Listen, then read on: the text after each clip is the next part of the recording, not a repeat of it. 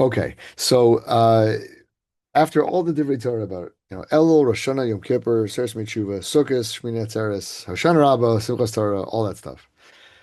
So we have to leave, right? Our avoda right now, right? What's our avoda right now? I had a tremendous tzaddik of a chaver. His name was Rav Chaim Feigenbaum, and he sat next to me in the YU base medrash. If that name is familiar to you, so he was the lead singer of Omek Adavar. And when he was sick, so he unfortunately passed away. I don't know if you're familiar, but when he was sick, he had asked his brother-in-law, Rav Moshe Tzvi Weinberg. He said, I heard this from him. That's why he said, "What is my avoda? What is my avoda?" A Jew always has to ask himself a question. What is my avoda right now? Right. So we go through different tkufas in our lives. Right. So without elaborating on the point, right, we just went through 40, 50 days of Yom Noraim, and right now you guys, at least in the Chutz La'aretz, are holding by Isru Chag. It's the day after the Yontif. So what's our avoda right now? So as you might imagine, our avoda right now is to take Sukkot and the last 40, 50 days that we just went through. I should probably get the actual number in my head before I sound whatever. Anyway, 50 plus days. We should take Sukkot and the Yom Noraim season with us into the year. Right, there, Victor Miller points out, the Gemara says in Sukkot and Daf Memhe, right, that Kol Ha'osa Iser Lachag, Isser meaning not an Isser, not something it's Usr, but like Isru Chag, meaning like the day after. Right? Anybody who does something the day after the Chag, Bachilu Shtia, and you kind of honor it. This is a very loose translation, but you honor the day after the Chag with eating and drinking. Malule Akosov, right? Ki'ilu Banab Mizbeach, right? Vikriva Love Korban. And Kosh Baruch Hu considers it as if you built a Mizbeach and you brought a Korban, which is beautiful, but it makes no sense because it's the day after the holiday. Everybody is gone, right? We've left. There's nobody in shul. There's no more new Lulavim. There's no Torahs. We are home, driving in our Teslas. There's going back to work. There's nothing's going on. Okay, well, why in the world is a Kosh Baruch Hu considered as if we make something a little special after the day after the holiday? Why is that a korban? So as Victor Miller points out, and this is what we're going to talk about today, is that we're not done. Right? We're still in the vibe. We're basking in the glow of the Yontif and of Sukkot of this season. Now, Rav Melech says, and I'm going to use Rav Melech as our Rebbe, as usual, says that also we have to take these days with us. The Mashal Shmini Atzeres, we know the Gemara tells in Sukkah and Daf Nunhei, right, that Kosh Baruch Hu tells us, right, after Sukkot, Hashem tells Bnei Yisrael, please stay with me one more day, right, Kash Elai Pridaschem, it's hard for me to leave you. Stay with me one more day. That's Shmini Atzeres. Good. And there's a famous question is first of all, why now at the end of Sukkot? Right, okay, fine. Right, we've done that before, but what how does that help? Right? How does one extra day help? Right? If you're having a great time, right, and you have to leave someone you're very close with. So one more day, okay, it prolongs the agony, right? Ask my parents every time we come in, right, with the kids in the summer, right? 2 weeks, 1 week, 38 days, doesn't matter. The last day is miserable. Right? It doesn't matter how long you extend the trip. My mom is going to miss everybody, etc. So one more day, how does that help? So he quotes, I think it's a famous mashal, the Yismach Melech, Yismach Yisrael. I heard it from someone else, but okay, he quotes it from that. The mashal is like this, that a prince marries a woman from a faraway land and he goes to live with her and he misses his father tremendously. And the father comes and visits, right, once in a while. And when the father comes and visits, the prince is overjoyed, right? But obviously the king can't stay, right? Eventually he has to leave, right? And the prince is very upset. And so the king says, I've got a great idea. Build for me a small house, right? A little, a small area, a place for me to stay, so that when I can come, I can stay there, right? And then when you see that house, right, you'll be reminded of me. Right, so too, Kosh Baruch Hu says it's hard for me to leave, but I have to leave. Kosh Baruch Hu obviously goes back up to the Shemayim, right? But asuli mikdash, right? Make for me asuli mikdash v'shechanti b'socham, right? Make for me a place in you that I can come and visit. Zizar Melech, that's Shmini Atzeres. We have one day at the end of Sukkot. We have no sukkah. We have no lulav. We have no massive amounts of korbanos, right, that we offer throughout Sukkot. We got one korban. It's just us and Akash Baruch Hu. And Akash Baruch Hu says, just stay with me. Just one more day, me and you, right? No special mitzvos, just a day of Yontif, right? Excuse me, sorry, that we are together. That's Shmini Atzeres. It's that little house. And that's what we have to similarly take with us something from the Sukkot, right? It says Ramelech, similarly, all Akash Baruch Hu wants, right, as Shmini Atzeres and Simchas Torah comes to a close, right, is just one more thing, right? And Rav Melech talks about this all the time. It's just take upon yourself a small thing, one Kabbalah. take upon yourself a little bit extra something to start off the year, right? He gives the mushal.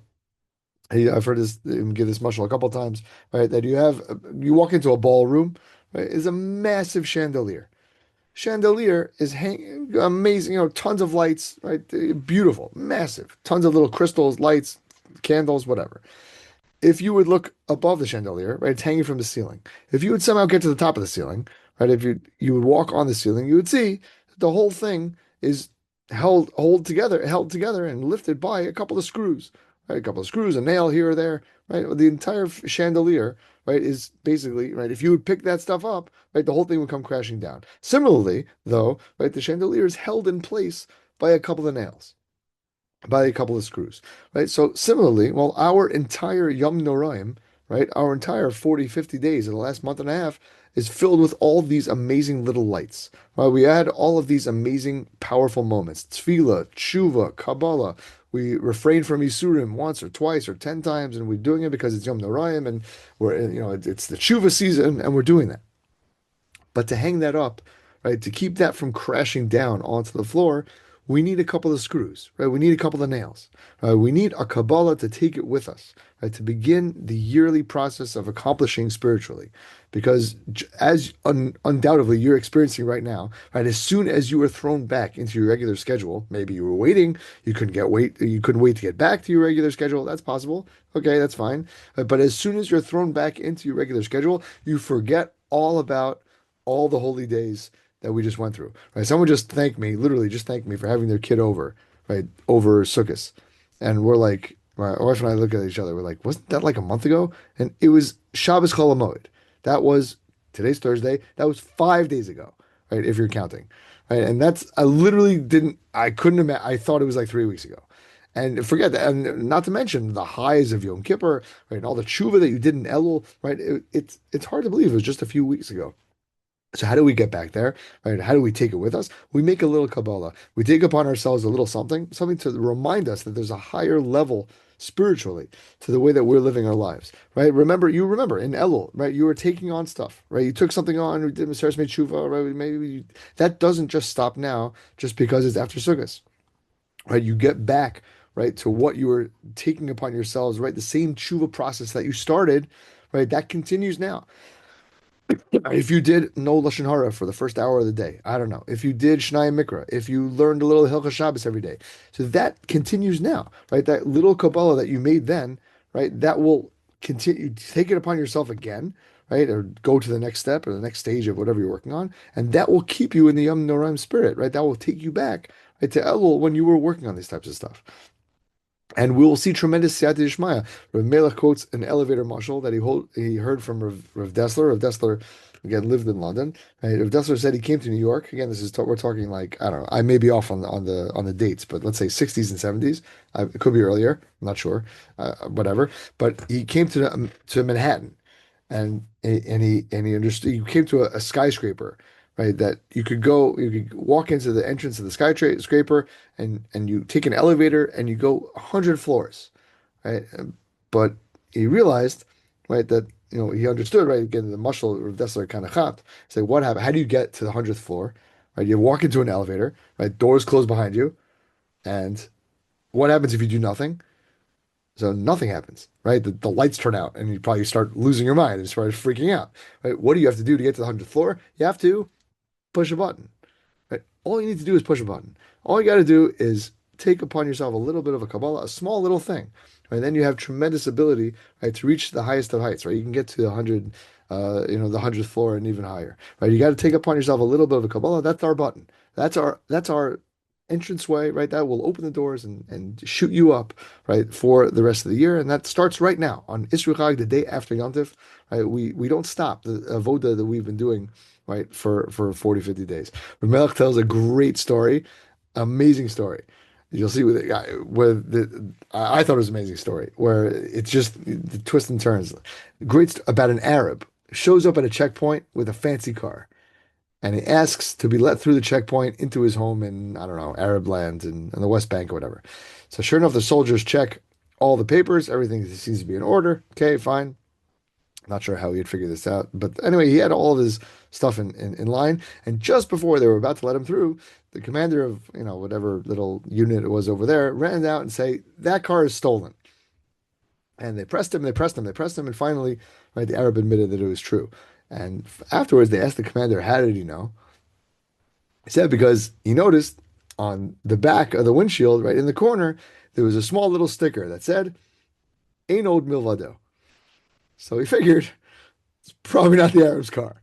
But it gets better. Right? That story was Geschmack also. But what does this have to do with anything? Right? The story gets better because they took the car back to the owner and they found out that the owner was a Chiloni, anti-religious, religion-hating Jew from Tel Aviv. So they asked him, what's the sticker? So he said, well, I met some shlichim, some whatever you call it, I don't know if they're Chabad or whatever, they're people trying to be, make people choser b'tshuva, whatever. And they were talking to me. And while I was in the car, in the middle of the street, and I got so mad, and I was yelling at them, and I was screaming at them. Not only did I not listen, I yelled at them, stop bothering me, leave me alone, etc. Finally, they said, okay, we'll leave you alone. Can we at least put a sticker in your car?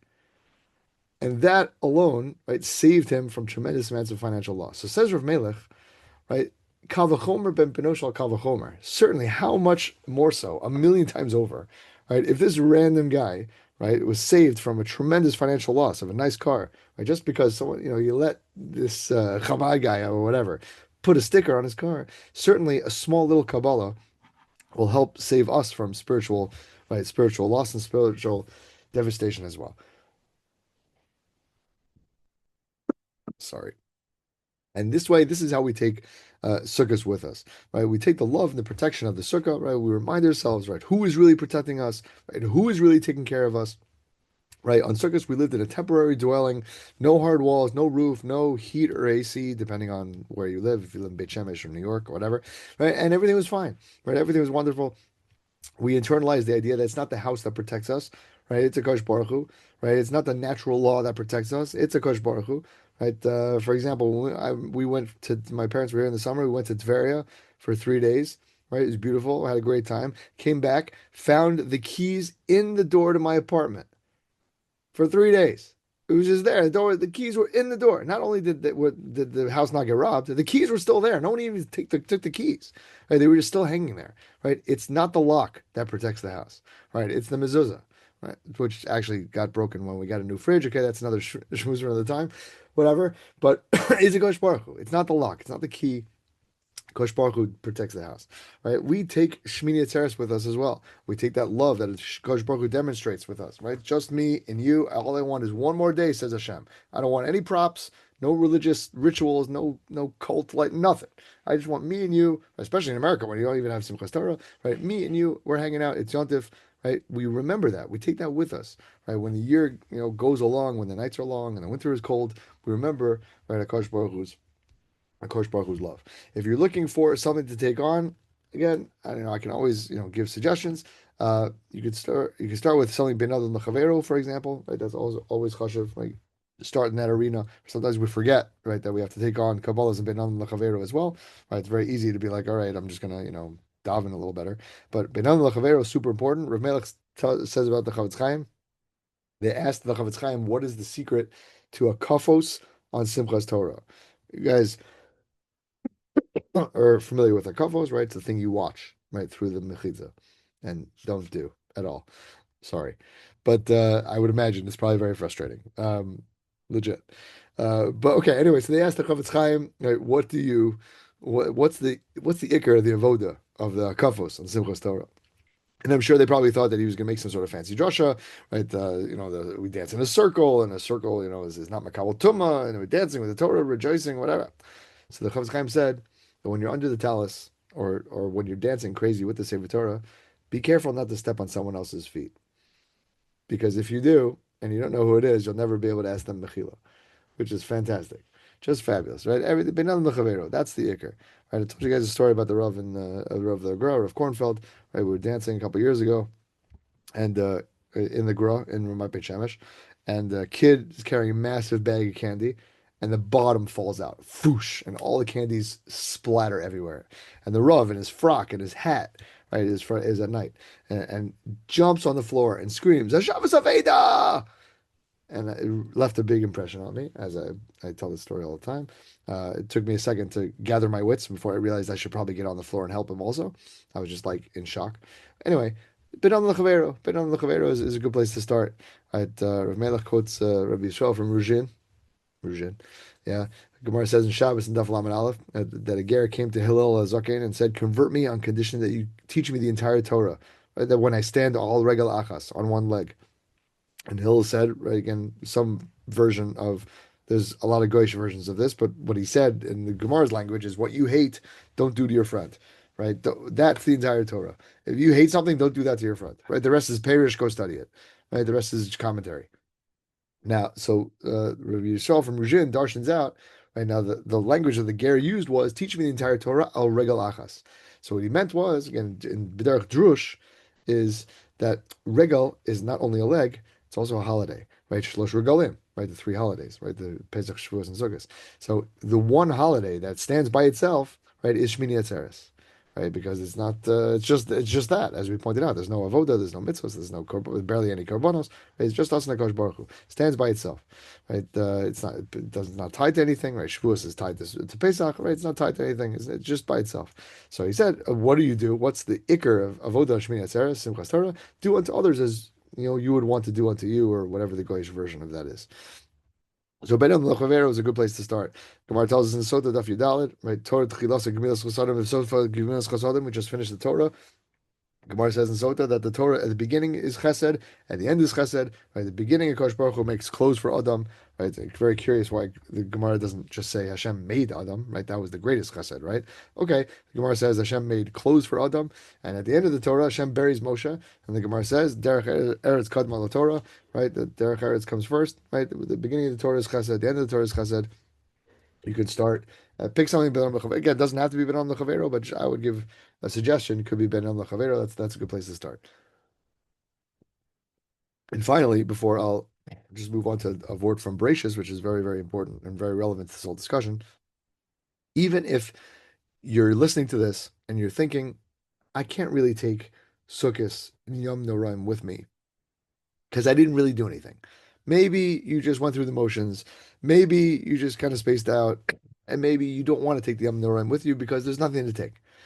So even if that's true, right, Rav Melech says you should still take upon yourself a little bit of a Kabbalah, right, and start working on something now. Has also an amazing vort from, he quotes from a sefer called the Arugus Habosem, which is the Gemara tells us in Sanhedrin on Daf Tzadi Hey that Yaakov went to Haran. I've mentioned this in Parsha Schmoozes before, so I apologize if it's a repeat. So when Yaakov went to Haran, right, he passed by Har Moriah, right? He passed by a place where Avram had done the Akedah, etc. And he realized when he got to in Haran, right, he realized that he'd missed it. He said, "How could I not have davened in this place where my forefathers have davened?" Right? Avram was there, Yitzchak was there, etc. The language of the Gemara is Ya'iv Daitu Hadar. Right? He put his mind to go back. He decided that he should go back. He had missed, right, Har Moriah, and Miyad immediately Kaftalo Haaretz. There was Kvitzas Aderech. Kosh Baruch Hu did a miracle, and all of a sudden Yaakov just ended up there, and that's why the pasuk says, right, again, Vayeh Shemesh, right, that the sun said, and all of a sudden he had to be there. Right? Okay, there's a whole, right, Rashi quotes on the Chumash. So there are a couple of questions, many questions on this Gemara. One question is, why did the Kvitzas Derech happen on the way there? Why did it only happen on the way back? Okay, that's a good question. But the Arugos Abosim says, why did Hashem even have to do Kvitzas Derech? Right? Why did Hashem have to do this miracle for him? Right? Yaakov could have just gone back. Like, what's the big deal? He traveled normally, right, from Yitzchak, wherever Yitzchak was living, to Haran. Right? So he decided to go back and go daven by where Avram Yitzchak had done the Akedah. Fine, great, wonderful. So go. So what do you have to do Kvitz Tzederech? Why do you have to do a miracle for him? So Rukas Abosim says unbelievable. He says Hashem wanted to create a Maisa Avosim Labanim. That when the father, right, again, when our forefathers do something, there's some sort of impact that happens to the children for Bnei Israel. I'm not doing it justice because there's beautiful language there. But basically, what happened? Yaakov missed out on Har Moriah. He missed out on a spiritual opportunity. Right, so in just very beautiful language, right? Just a beautiful word, right? If you miss out on a holy opportunity, if you even set your mind and you decide to return to that spot and see if you can glean something from there, if you see if you can just take up whatever you can, the last vestiges of whatever holy opportunity that you missed. So Hashem gives you a miracle. Hashem gives you Sata Dishmaya, right? He helps you get back there.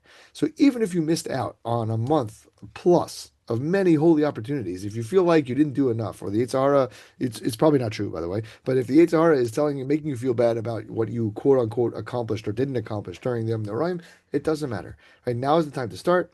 Right, it's immensely valuable, and Kosh Baruch Hu loves that and gives you Sata Dishmaya. Right, a friend of mine I tell over all the time. Chavruso, Rabbi Josh Cantor, started learning Daf Yomi on Shabbos Daf, like, I don't know, Tzadi Beis, something random, right? In the middle of a parak, in the middle of a topic, not like, not at no point, right, where he could comfortably just kind of like say, okay, I'm starting from here, just smack in the middle, right? They say about MDY, also Rabbi Stefanski, who also started on Avodah Zarah Daf Chav Ches, in the middle of nowhere, right? The mid parak, in the middle of a topic. Sometimes you just jump in, right? It doesn't matter that you've missed, right, the last, I don't know, however many Masechtas or however many days or whatever it is. You jump in, right? You pick up and you get going, and that's the avodah we have right now. Now, um, since it's Sefer Bereshis, right, we have to talk about, right, Sefer Bereshis, Parshas Bereshis, really, and right, Bereshis obviously is creating a new reality for ourselves, right? There's a Bereshis, there's a right, in the beginning, Kadosh Baruch Hu created it, and so too, right, we have to create, right, a new mindset, a new reality for ourselves. Um, have I gone through the whole how the Yetzer Hara works Vort from Parshas Bereshis? Does that ring a bell to you guys at all? Not at all. It might as I go through it, but okay, we should talk about it because it's very chashuv, especially because right, what are we talking about? We're talking about fighting the Yetzer Hara. So how do we fight the Yetzer Hara? So we're gonna go through. You don't have a chumash in front of you, that's fine, but I'll try and read as much as I can. Just give me 1 second because I need to get a little bit of water. My throat is a little bit dying. Chas v'shalom. So give me 1 second. I'll be back in 10 seconds. Okay. So basically, Chazal explained that, Rebbe, you explained that the first time something appears in the Chumash is very significant, and it teaches us a lot about that thing. So obviously, Bereshit is the first time many things appears in the Chumash, but specifically for us, relevant for us, it's the first time we have a Yetzer Hara. A Yetzer Hara shows up in the form of a snake, right, and gets Adam and Chava to eat from the Eitz Hadas. So if you analyze the psukim over there, you learn about about the Yetzer Hara's strategy. Right? You learn about the Yetzer Hara's what he tries to do to trick you, and if you are really truly are able to understand this, you can see this happen in your own lives, and you can look out for it, and then you can be like, "Oh, that's the Yetzer Hara thing." Because right, sometimes it's hard to like understand, like, is it a Yetzer Hara? Is it not a Yetzer Hara? Right, what's going on exactly? Is this the right thing to do? Not the right thing to do? So if you know the Yetzer Hara's tricks and his tactics, right, so you can kind of like look out for it, excuse me, and then also plan to fight it. Okay, so I'm just gonna read a little bit again. Bear with me. I'll summarize it in a second, so you don't have to actually. The text is not crucial. I'll highlight the important parts. Okay, the snake was very cunning, right? Vayomer el haisha af ki amar Elokim lo sochlu mikol eitz hagan. And he says to the woman, right? Did Hashem say, right? You shouldn't eat from all the trees, right? And what's the deal? Did Hashem just say that, right? Did he tell you guys that? And Vatomer Ha'ishal HaNachash, the Chava said to the snake, "B'priya zagan nochel, we can eat. No, we can eat from the trees, right, from the fruit. U'mipriya ait asher b'soch hagan amar Elokim lo sochlu mimenu v'lo tegubo pentu musun." But God said, from that tree over there, right in the middle, right, you can't eat from it, and you can't touch it, because lest we die. Good? So the first thing the Yetzer Hara does, right, when again, I want everybody, if you can, I probably should have done this in a second. Think about an avera that you struggle with, right? Pick an avera that you do often, something that you struggle with a lot. We all have them, right? I'm thinking of something right now. Right? Don't say it out loud, right? And use that struggle, right? Think about a time when you struggled actively with this avera, right? When we go through this whole narrative, it'll be helpful. So anyway, so the snake comes to Chava and says, "What's up? What's up with that tree?" And so Chava says, "We can eat all the trees. We can eat all the fruits, right? Except for the fruit of that tree over there." Now, the first thing this snake does, the Yetzer Hara does, is he engages in what is the halacha? Or he says, all right, let's set the table. What's the halacha that we're dealing with right now? Right, we're dealing with Shabbos. Right, well, let's say, I don't know, whatever, pick an halacha on Shabbos. We're dealing with Hilchah Shabbos over here. Right, what's usher? What's mutter? Right, so, and he gets Chava to say, these are the boundaries. This is the rules. Okay. My meeting will end in 10 minutes. I'm not logged on to Bear Miriam's thing. Okay, whatever, we'll be fine. We'll get there. Good. So that's the first thing. The first thing that the snake does is engages you in conversation. What happens then? Right? Chava tells him the halachos, don't eat, don't touch, and if you do, you'll die. Good. So then the snake gets to work. The first thing he says is, "Vayomer hanachash al ha'isha lo mos tumusun." You're not going to die. It's not true. So the first thing the snake does is he injects a little bit of kfira, a little bit of heresy. Right? He disputes the law. He says, "You're not actually going to die. That's ridiculous. Like, come on, you're not going to die. Okay, you're just tying your shoes in a double knot. For God's sake, it's not really usher, right? It's not so bad. Come on, it's not a big deal." That's the first thing the snake does. He says, "Not really usher, not really punishable. The punishment is not real." Then he says, "Ki yodei Elokim ki biyom achalchem mimenu v'nikachu enechem v'yisem ki Elokim yodei tov v'ra." Why did Hashem give you that halacha? Because He knows that if you eat from the fruit, you'll be like Him, and you will know good and evil. V'yisem ki Elokim, you will be like God. Meaning, the Yetzer Hara tries to make you think that you're on the level of God. He injects in you a little bit of gaiva, a little bit of arrogance. Who is God to tell you what to do? You determine what you should do. Right? You're just as important. You will be like God. You should be like God. Why shouldn't you be like God if you eat that fruit? You could determine good and evil. Why do you listen to Hashem? Listen to yourself. That's technique number two. Finally, technique number three, Pasuk says, "Vatera ha'isha ki tova etz lamachal v'chi ta'avahu le'enayim."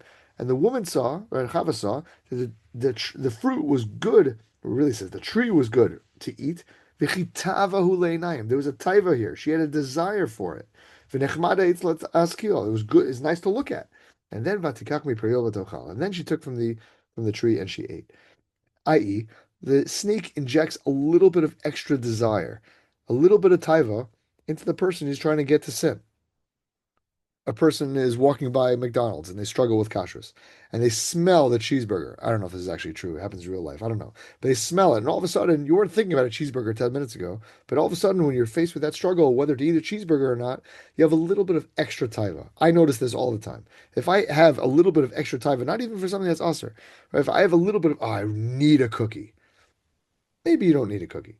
Right? If you have a really strong desire for something that's irrational, maybe that's the Yetzer Hara trying to get you to be a little bit more, I don't know, gluttonous or a little bit more whatever, insert mida or avera that you're struggling with. Right? The Yetzer Hara injects a little bit of extra taiva that you didn't have 5 seconds ago. Right? When you have a piece of lashon hara, opportunity to say lashon hara, you see a friend of yours, you're like, oh, I really want to tell them.